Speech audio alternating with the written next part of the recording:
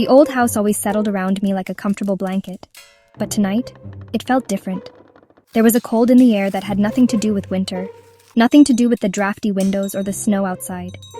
It seeped into my bones, even though the fire in the hearth was roaring, popping like it always did. I was alone, as usual, curled up with a book I'd read a dozen times before. But there was this insistent prickle at the back of my neck, like someone's eyes were crawling over my skin. I tried to brush it off. Overactive imagination, I told myself. Too many nights spent watching late-night horror movies, but I couldn't focus. And that's when I heard it. A whisper.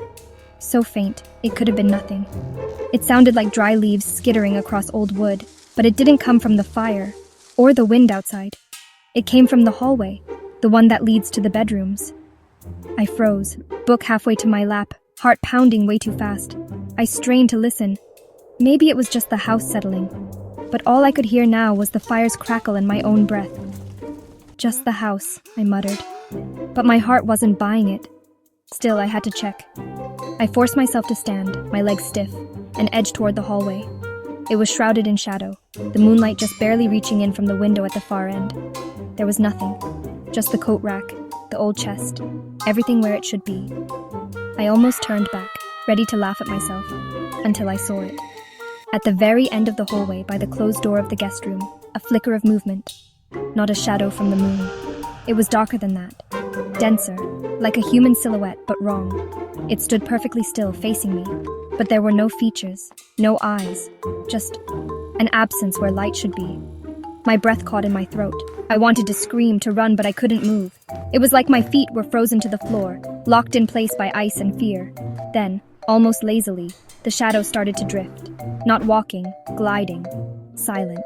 The air turned colder, so cold I could see my breath hanging in front of me. A metallic scent crept in. Old blood, dust, something ancient and wrong.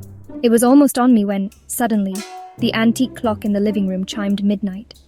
The sound was sharp, echoing through the silent house, and just like that, the shadow vanished. The hallway was empty again, moonlight harmless on the floorboards. The cold receded, but I was left trembling, soaked in cold sweat. I stood there for what felt like forever, staring into the emptiness. The house was quiet, but the comfortable blanket was gone, replaced by a shroud of terror. And I knew, with a certainty that settled deeper than any winter chill, I was no longer alone in this house.